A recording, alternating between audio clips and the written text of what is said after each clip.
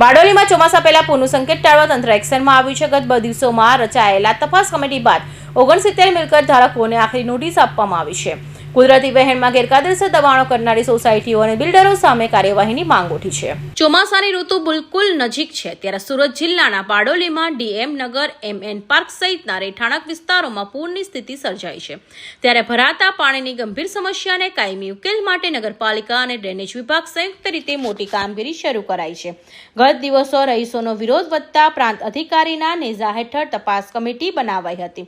Kadod Bardoli road પર આવેલા ધામદોડ લુંભા વિસ્તારની વિવિધ સોસાયટીમાં ડ્રેનેજને ગંદુ પાણી ખુલ્લું મૂકવા છોડવા તેમજ કુદરતી પર ગેરકાયદેસર દબાણ કરવા માટે મામલે પાલિકાએ કડક વલણ અપનાવ્યું છે. તંત્ર દ્વારા આસપાસના કુલ 69 જેટલા મિલકત ધારકો અને સોસાયટીના પ્રમુખોને આખરી નોટિસ ફટકારતા બિલ્ડરો અને દબાણકર્તાઓમાં ફફડાટ મચી ગયો છે.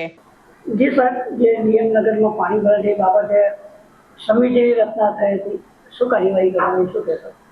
સમિતિની રચના બાદ જે સ્થળ તપાસ કરવામાં આવી અને સમિતિના રિપોર્ટ બાદ રિપોર્ટના આધારિત ડ્રેનેજ વિભાગ અને નગરપાલિકાની સંયુક્ત ટીમ દ્વારા આગળની કાર્યવાહી હાથ ધરવામાં આવેલી છે અને આ કાર્યવાહી અંતર્ગત 69 જેટલી મિલકત ધારકોને નોટિસો ઇસ્યુ કરવામાં આવી છે, જે અંતર્ગત તેમની પાસેથી પુરાવા રજૂ કરશે.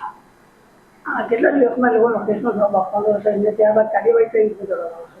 દિન 7માં પુરાવા રજૂ કરવા માટે તેઓને નોટિસ આપવામાં આવેલી છે. ત્યારબાદ પુરાવાનો અભ્યાસ કરીને આગળની કાર્યવાહી હાથ ધરવામાં આવશે.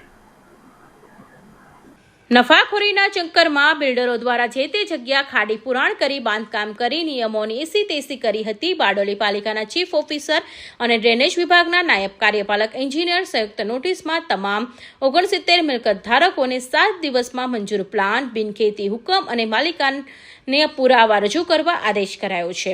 GDCRનો 12 મીટર માર્જિન છોડવાના નિયમ સ્પષ્ટ છે. ત્યારે ટાઉન પ્લાનિંગ વિભાગ કે સ્થાનિક પંચાયત પાલિકાના કયા અધિકારીઓને આ ખાડાકાન કરીએ છીએ, આ સોસાયટીઓના નકશા મંજૂર કર્યા છે તે પણ મોટો સવાલ છે.